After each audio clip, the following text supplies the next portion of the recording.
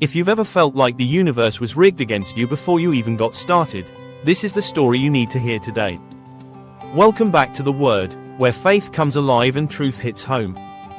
This month, we're exploring the Bible's most misunderstood characters, the ones who weren't the main character, but whose stories might matter more than you think. Let's get into it. Today's story is about a man named Esau. And right from the start, Esau's life was set up for greatness. He was the firstborn son, he was strong. Esau was his father's favorite. Basically, he had every advantage in the book, especially in biblical times. But God told his mother, before these boys were even born, that the older one would serve the younger one. That the expected heir would end up second place. And that set off one of the most jaw-dropping family rivalries in all of Scripture. So what went wrong for Esau? Was it bad luck? Was God unfair? Or is there something deeper going on here, something that mirrors the choices we make today? Because here's the thing, the reason Esau lost everything isn't as dramatic as you might think. And when you hear it, you might see a little bit of yourself in him. Stick with me. This one is going to hit home. Long before Esau ever made a single choice, his story was already being written. His parents, Isaac and his wife Rebekah, had been waiting years to have children. Isaac prayed hard. And one day, the answer came. Rebekah was pregnant. But here's where it gets strange. She could feel a battle happening inside her womb.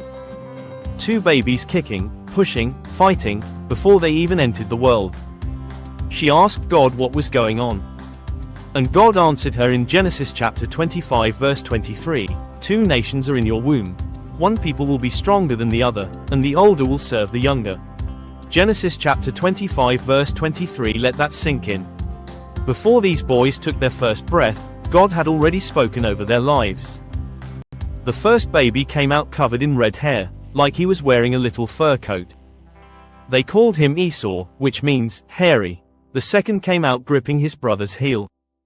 They called him Jacob, which means he who grabs the heel. Even the names told a story. Growing up, these two could not have been more different.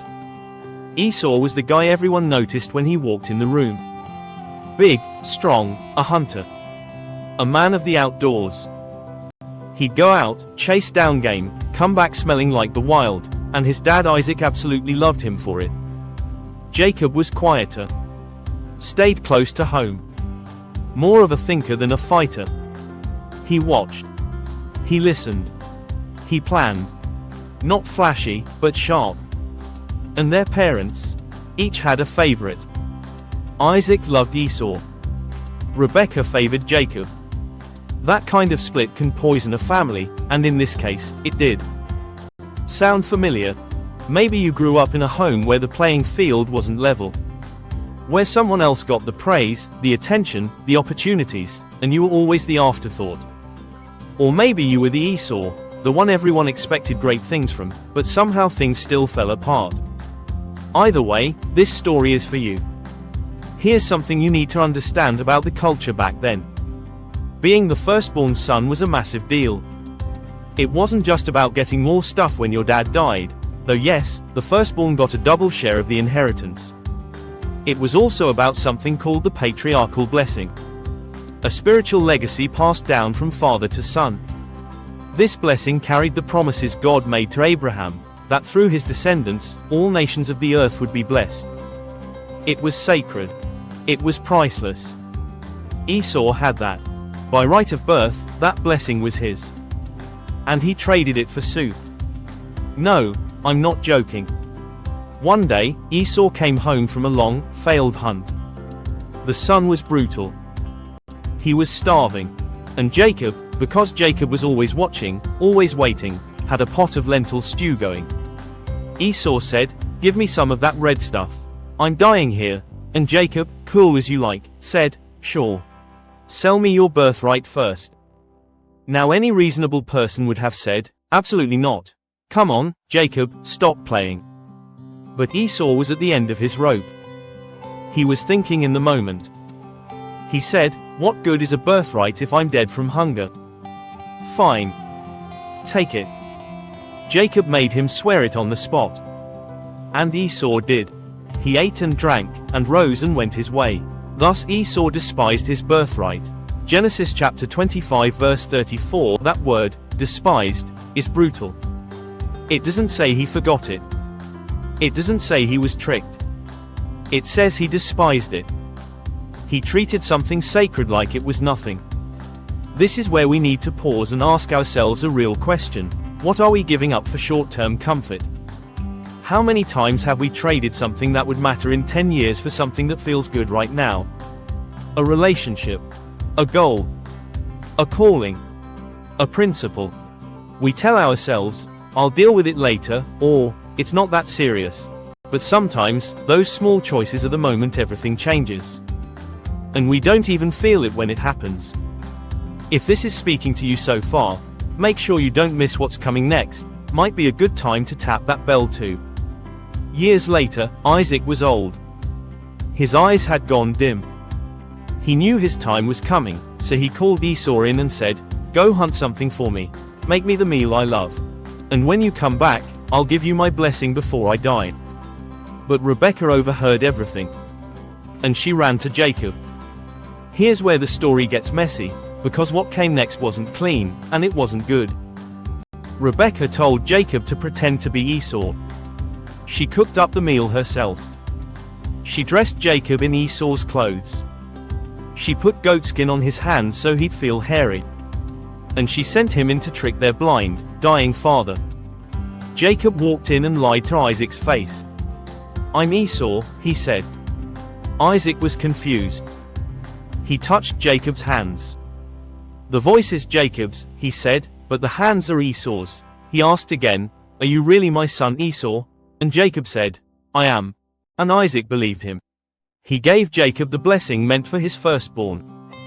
He spoke destiny, land, leadership, and divine favor over the wrong son, at least the wrong one in Esau's eyes. Then Esau came home. He made his father's favorite meal. He walked in full of expectation. "Sit up, father, eat from my hunt so you may bless me." And Isaac began to shake. "Who are you?" he asked. "I'm Esau, your firstborn." The room must have gone ice cold. Isaac trembled, because he realized he'd been deceived. And when Esau heard that his brother had taken the blessing too, on top of the birthright he'd already sold, the Bible says he cried with a great and bitter cry. He begged his father, "Bless me also, my father. Do you have nothing left for me?" Isaac's answer was devastating. "Your brother has already taken everything." Esau's response: "He has deceived me twice. He took my birthright. Now he's taken my blessing." Then, quietly, with hate rising in his heart, he began to plan revenge. There's a lot of pain in this part of the story. And if you've ever felt like someone took what was supposed to be yours, a promotion, a relationship, credit for your work, your sense of belonging, you know exactly what Esau was feeling. But here's what I want you to see. Esau wasn't just a victim. He made choices that put him here. The first choice, trading his birthright, showed where his heart actually was. He valued a full stomach over a God-given calling. He lived in the now without thinking about tomorrow. The beginning of wisdom is this: get wisdom, and whatever you get insight. Proverbs chapter 4 verse 7. Esau wasn't interested in wisdom. He was interested in what felt good today. And that's a very human struggle. The pull of the immediate is real. We're wired for it. Hunger, exhaustion, frustration, they make it harder to think clearly. The enemy knows this. He rarely attacks us when we're full and rested. He hits us when we're depleted. When our guard is down. When the bowl of soup is right there and the birthright feels like a distant concept. Esau didn't disappear after this. He kept living and he built a life. He married, twice, actually, taking Hittite women as wives. This grieved his parents deeply because it was a break from the covenant family traditions. Then, realizing how much this hurt them, he took a third wife, this time a granddaughter of Abraham. He was trying to reconnect. To belong again. To be seen. That's actually really human, isn't it? When we've been rejected or pushed out, we desperately try to find our way back in, even if the path we choose doesn't quite get us there.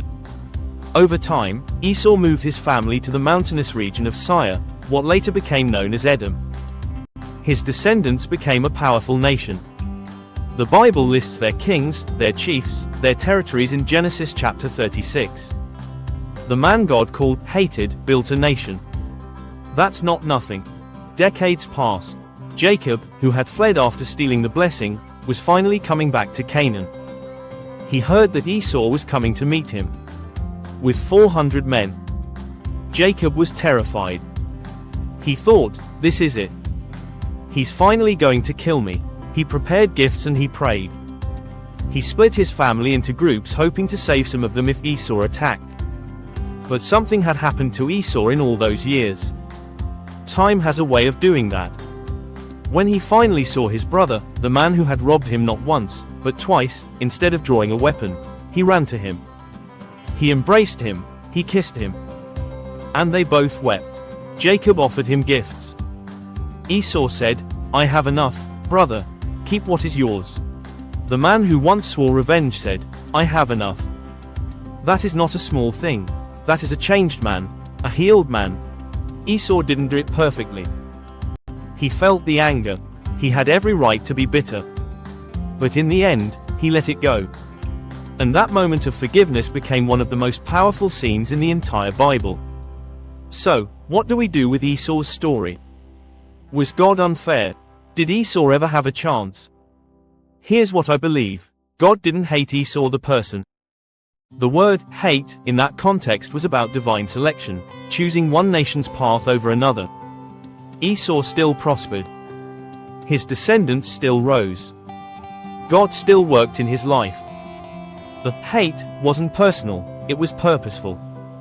But Esau's choices, those were his own. He had a birthright and treated it like trash. He had a father's love and let it be corrupted by rivalry. He had a destiny and traded it for dinner. And yet, at the end, he had enough. He found peace. He forgave. That's the real lesson. No matter what you've lost, no matter what was taken from you, or what you gave away in a moment of weakness, your story is not over. Your worth is not defined by what you missed. God can still write something powerful through your life. Esau wasn't the chosen one in the traditional sense. But he was still chosen, to teach us that even the overlooked, even the ones who made big mistakes, even the ones who felt second place their whole lives, can still finish their story with dignity, abundance, and peace. If this opened your eyes, subscribe for more like this, and don't miss what's coming next. Ruth wasn't born into promise, she chose it. The next video is titled, Ruth, the outsider who became royalty. You won't want to miss it.